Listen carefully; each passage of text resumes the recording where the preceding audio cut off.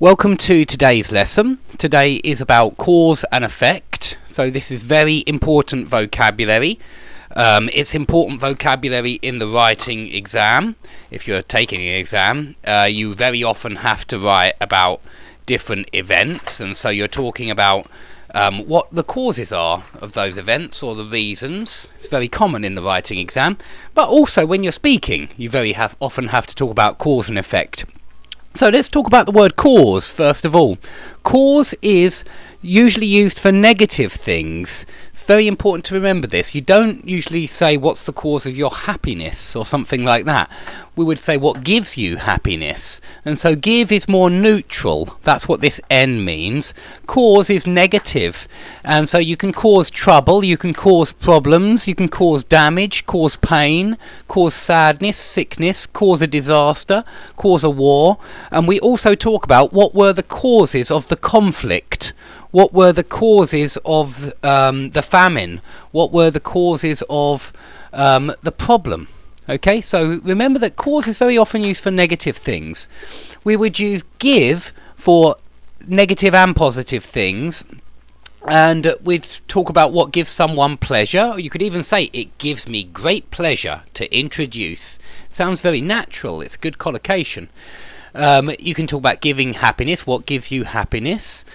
We can also say what gave you a reason to do something, what gave you a motive to do something.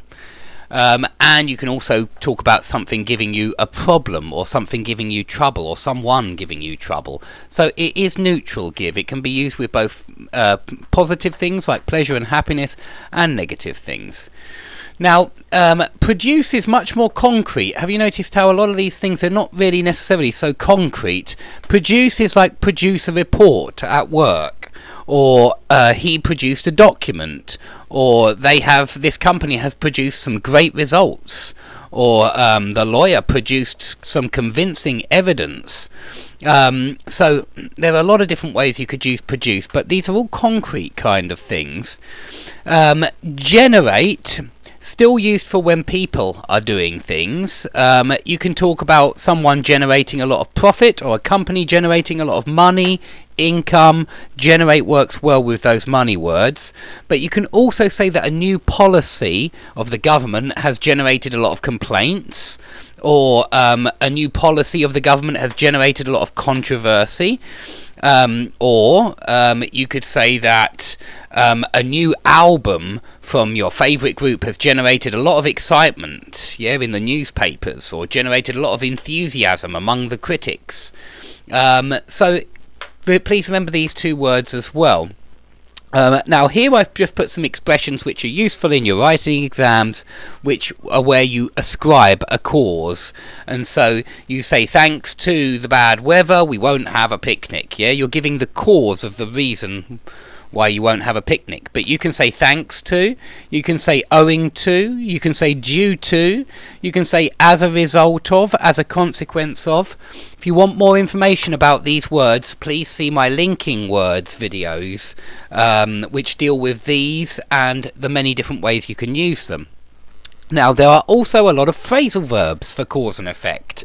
You can talk about for example, higher interest rates leading to lower house prices.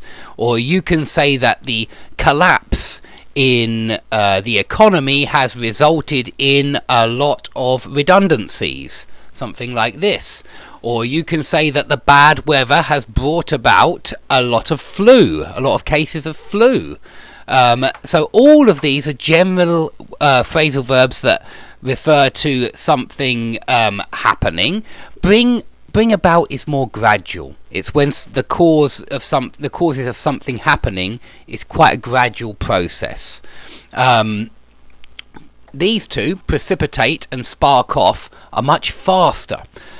So you could say something like the I don't know, perhaps the financial collapse has precipitated a rebellion in that country, or in this country. And so precipitate here would mean cause very quickly, very fast. You could also say the rebellion was sparked off by higher petrol prices, whatever it is, but sparked off, like precipitated, it means caused very quickly to happen. You understand, I think, the word spark, yeah? So a spark is very fast, it just suddenly flames up, it just suddenly breaks out. So this word break out, it's used with negative words like fire broke out, war broke out, hostility broke out, violence broke out, and this one's fast too, by the way. This one does kind of mean fast. Now, two interesting phrasal verbs for causes are to come down to or to put down to. When you want to ascribe a cause, when you want to say that X is the cause of effect Y, you say that X comes down to Y. So, for example, the bad weather, I don't know, comes down to the activity on the sun at the moment. Perhaps that's what it comes down to. Or you can say unemployment comes down to the new policies that have been brought in by the government, the new legislation which has been brought in by the government. So the new legislation is the cause of the unemployment. So you just need to basically remember that one leads to the other, and you can say unemployment comes down to this reason. Or you can put it like this. You can say I put unemployment down to this reason. So it's just slightly different, but basically the same. It's the same meaning, that unemployment comes down to the financial collapse, or I put unemployment down to the financial collapse. You can also use these two. The financial unemployment stems from the the new legislation which has been brought in, or you can say unemployment is rooted in the new legislation which has been brought in. So another two phrasal verbs for cause and effect. Now here I've put some good collocations that you might want to use in your essays or in your spoken English.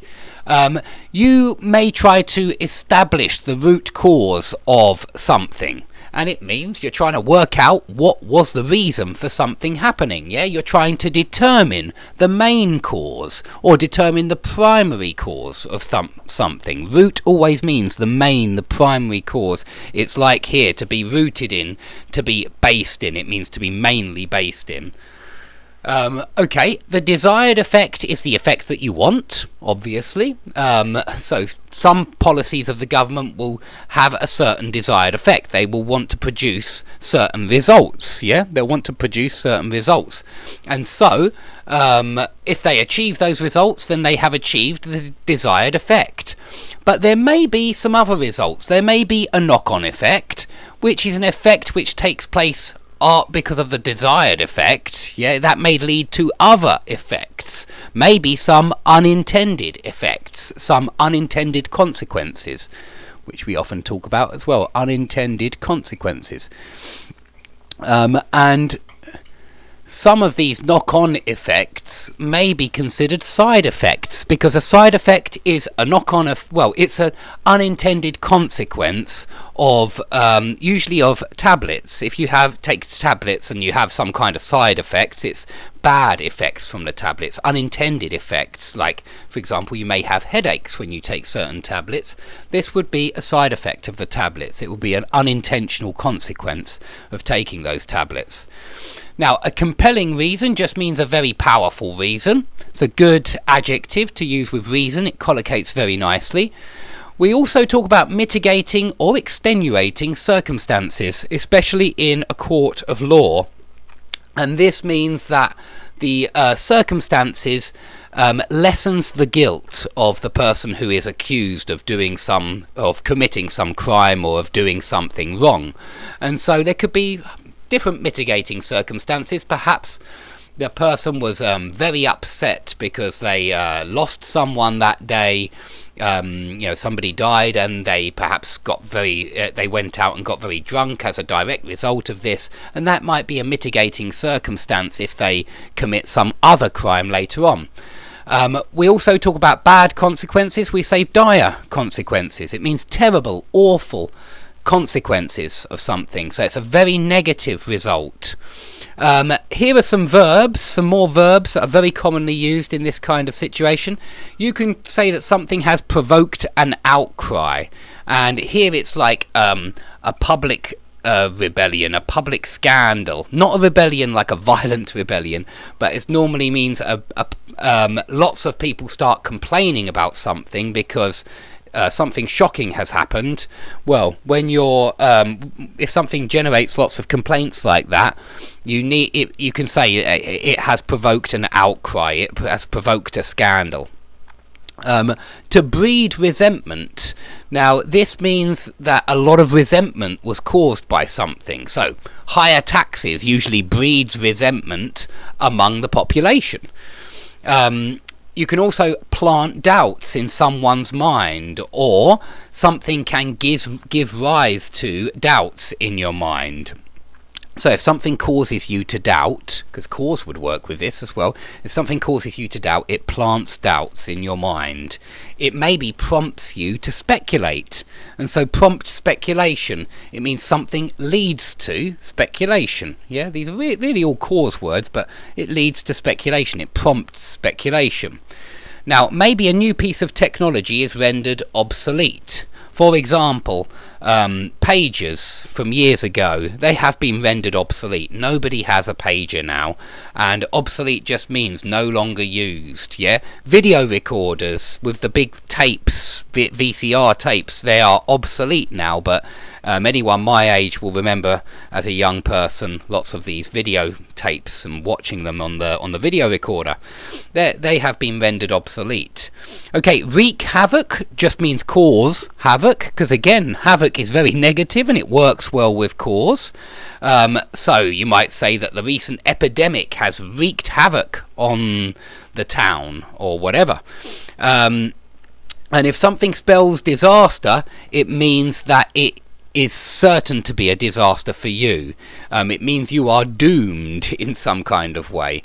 So you might say that I'm trying to make this relevant to politics, because I think a lot of this is used often in politics, but you might say the recent government initiative spells disaster for their future as a political party, because it has provoked such an outcry that it spells disaster. Nobody's going to vote for them.